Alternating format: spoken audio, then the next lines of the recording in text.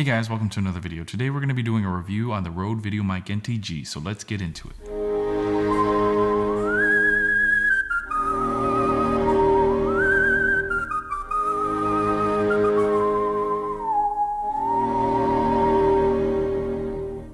So I've owned this microphone for about 6 months now. I've put it through its paces before making a review. I feel like I'm late to the party because this mic came out about 6 months ago, but you know what they say, better late than never. And I'm breaking out on my forehead and I didn't want to record because I've got pimples all over my forehead.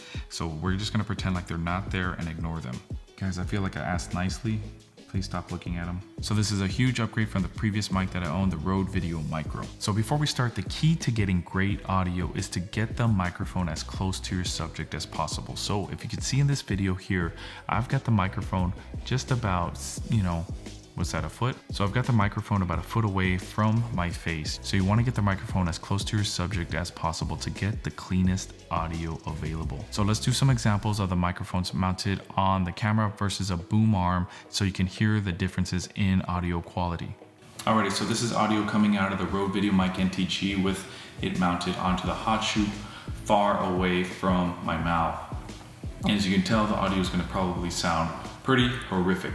And this is the audio coming straight out of the Rode Videomic, and I want to bet some money that this setup sounds a lot better than having the microphone mounted onto the shotgun mic.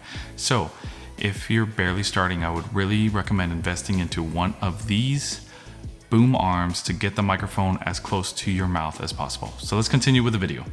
So as you can tell by the examples, we can make a cheap microphone sound great. So why are we going to buy this Videomic NTG? I want to talk about all the features it has to see if it justifies the price point. Alright, so the first thing that we're going to talk about is that it has internal batteries that are chargeable by USB-C, and you can get 30 hours of record time from one full charge. I usually just have to charge the microphone once a month from frequent usage. So yes, it does last a long time. Now the concern that I have is, are these batteries going to give out, and are we going to have to replace it or buy a completely new microphone? Most likely we're going to have to buy a completely new microphone. So it's just something to keep in mind. Alright, so another feature that I want to talk about here is that the microphone has an automatic on and off when it's hooked up to your camera. So whenever you turn on your camera, the microphone's automatically gonna turn on. You don't have to do it manually. And when you turn off your camera, it's gonna turn off to saving you battery. With some of the old Rode Videomics, if you turn off your camera, the microphone would still stay on, wasting battery. And then when you go back to record later, you realize that you left the microphone on and you have to swap out batteries. So this is a really convenient feature because this is one less thing that you have to think about, and it's gonna save you battery life. Another feature on the Rode Videomic NTG is that the shock mount system is adjustable. So if you're vlogging with this camera, you can adjust the shock mount system to go forwards, getting the microphone closer to your mouth, getting a cleaner audio. Now, this is a feature that we've seen on the DD3 mic, which is what I feel is the direct competitor with this microphone. And a lot of the things wrong with the DD3, I feel like the Rode Videomic NTG has solved a lot of those issues. Another feature we want to talk about is the stepless gain knob on the back of the microphone. It allows you to adjust the gain on the back of the microphone, and it's stepless gain, so you can make small adjustments. If you're peaking or not peaking, or it's not loud enough, you can adjust it on the back subtly and nobody's going to notice. And the knob itself feels very tactile and it's very smooth to adjust, and I love the way it feels. It feels very high quality, and the feature itself is I can have this up here on a boom arm and I can adjust the audio looking at my audio levels right here on screen, and this is really convenient. The Rode Videomic Pro Plus only had buttons that allowed you to adjust your gain plus or minus whatever 12 decibels, 0 or negative decibels. So this really allows you to really dial in your audio levels. So let's talk about some of the buttons and features that it has on top of the microphone. The first one is the high pass filter, which starts at -75 Hertz and 150 Hertz. This is something that we've seen on the Videomic Pro Plus. So that's not much of a change there. Push that top button one more time.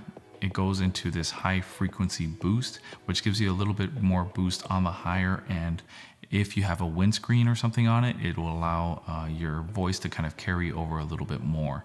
So that is a really nice touch on this Rode Videomic NTG. So when we go down a button, the first feature that you're gonna see is that this has a -20 decibel padding. Or this is super useful if you are in a very loud environment and you're already at your level 1 on the gain knob. Then this is the setting that you're gonna wanna put for super loud stuff like a concert or